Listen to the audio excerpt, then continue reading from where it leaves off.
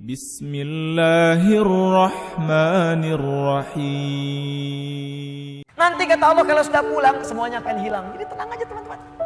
Capek cuma sebentar. Ya capek cuma sebentar. Lelah gak apa-apa. Namanya juga dunia. Dunia itu memang tempat capek. Kalau nggak mau capek ya pulang. Kata Allah, saya janjikan yang lebih dahsyat. Kamu sabar saat di dunia, karena dunia memang tempatnya capek. Kamu cari bekal aja, nanti saat pulang ke akhirat, saya berikan yang lebih indah dan nggak akan pernah ada capek lagi. وَلَلْآخِرَةُ خَيْرٌ لَكَ مِنَ الْأُولَى. Allah bersumpah lagi. Walal akhiratu khairul laka minal. Ini yang hebat. Saya kemarin bikin quotes, lalu kita sebarkan. Ini sebetulnya di antara esensi surah Al-Duha. Kata Allah, Muhammad, saya bersumpah kepadamu, yakinkan pada jiwamu, nanti saat kamu ke akhirat, suasananya akan lebih enak dibandingkan dengan sekarang. Akhirat itu lebih baik dari apa yang kamu rasakan sekarang di dunia. Maksudnya begini, kalau kamu sedang capek, kamu sedang ada musibah, kamu sedang lelah, sabar. Nanti kalau sudah pulang, semuanya akan hilang. Memang dunia itu tempat capek. Karena memang tempat beramal. Sholat di dunia, kerja di dunia, puasa di dunia, baca Quran di dunia. Kenapa kita kerjakan? Supaya cari bekal untuk pulang ke akhirat. Nanti kata Allah kalau sudah pulang, semuanya akan hilang. Capek cuma sebentar. Ya, capek cuma sebentar. Lelah, gak apa-apa. Namanya juga dunia. Dunia itu memang tempat capek. Kalau nggak mau capek, ya pulang. Dunia itu tempat capek. Dan kita memilih untuk hidup. Maka jalani itu, nikmati saja, kerjakan aja.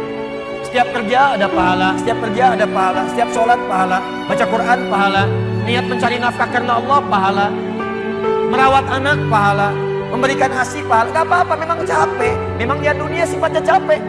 Bahkan antobak, setiap tahapan tuh capek lagi, biasa. Supaya dapat bekal.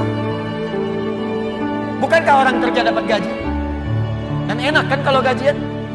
Dan kalau sudah dapat gaji, lupa kan 29 hari ke belakang? Anda itu bekerja, kerja, berangkat gelap, pulang gelap. Tapi kalau sudah dapat gaji, semua itu kan hilang lupanya.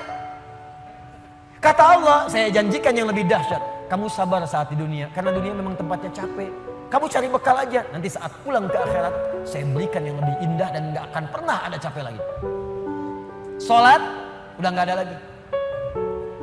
Jadi jangan pernah bercita-cita, nanti di surga Firdaus saya tahajud lagi. Terlampau soleh. Udah gak ada. Baca Quran, gak ada lagi. Yang ada itu masuk surga dengan Qurannya. At-Tirmidzi, nomor hadis 2915. Dipakaikan di atasnya mahkota, dipakaikan di badannya jubah kehormatan, dipakaikan di tangannya gelang-gelang emas, pakaiannya sutra. Quran surah ke-35 ayat ke-33. Jannatu adnin yadkhulunaha yuhallawna fiha min asawir, ya, min dhahabin wa lu'lu'a wa libasuhum fiha harir. Ahli Quran mau masuk ke surga pakai jubah, pakai mahkota, emas, sutra, semua naik. Apa yang terjadi? Dimintakan membaca Quran yang ia biasa bacakan saat di dunia. Jadi setiap dia baca, naik. Iqra wartaqi fa inna akhira qira'atika akhiru manzilatika. Baca Quran yang biasa engkau bacakan saat di dunia. Nanti akhir bacaanmu, di situ tempat tinggalmu di surga. Dan berita baiknya, dia bisa menggandeng bapaknya, ibunya, suaminya, istrinya, anak-anak, cucu ikut di belakang semua. Kalau mereka orang yang beriman dan soleh di hadapan Allah Subhanahu wa Ta'ala. Dipimpin oleh ahli Quran, naik ke surga. Dia bacakan sampai minal jinnati wan nas, puncak surga yang paling tinggi. Begitu nyampe di situ, dikunjungi oleh semua malaikat dari 8 pintu surga. Itu ada di Quran surah 13 ayat ke-24. Wal malaikatu yadkhuluna 'alaihim min kulli bab. Dan malaikat semua mengunjungi dia dari semua pintu, mengucapkan salam. Lihat kalimat pertamanya, salamun alaikum bima sabartum. Selamat ya, saat di dunia kamu sabar cari bekal. Sabar capek. Sabar mengeja huruf dari Iqra. Sabar menghafal sampai ada yang mencela. Sabar, orang lain ngejar dunia, Anda ngejar akhirat, sabar. Orang lain cari ini, luaskan rumah, tambah mobil, tambah kendaraan, meninggal di bawah. Anda sabar. Jadi kalau sekarang sedang capek, nikmati, sabar. Besok kalau meninggal, nggak ada capek lagi. Dan panggilannya sudah tenang kita, karena kerja kita selesai. Mirip begini, ada berita besok gajian tenang kan? Malam tidur enak kan? Orang yang punya bekal itu, dia sabar itu, nanti di akhir sakaratul mautnya, dia tampakkan semua hasil pekerjaannya, sampai hatinya merasa tenang. Jadi nggak terasa, tidur aja. Ya Tuhan nafsul mutmainnah, ditarik, tenang, tidur, selesai. Tinggal dia jumpai Allah di akhirat nanti, mendapatkan hasil dari apa yang dia kerjakan. Makanya kata Allah, kalau sedang sholat, merasa capek, apa jawabannya? Sabar ya, walal akhiratu khairul laka minal ula. Nanti di akhirat gak ada tahajud lagi. Kalau sedang menghafal Quran, capek, sabar ya, nanti di akhirat gak ada menghafal lagi. Abadi sifatnya, wafat selesai hafalan itu. Kalau sedang kena musibah, sabar ya, sabar. Jalani dulu, zikir kepada Allah supaya dapat pahala. Nanti setelah meninggal, gak ada masalah lagi, tenang. Nanti pulang, selesai semua. Jadi kalau ini kita tanamkan dalam jiwa kita, setiap punya masalah, nanti beres kok insya Allah. Selesai kok. Memang saya jalani aja, sampai waktunya saya wafat, saya pulang, saya dapatkan semua kenikmatannya. Masya Allah. Kemudian apa yang terjadi? Wala saufa yu'tika rabbuka fatarda. Ini yang paling dahsyat.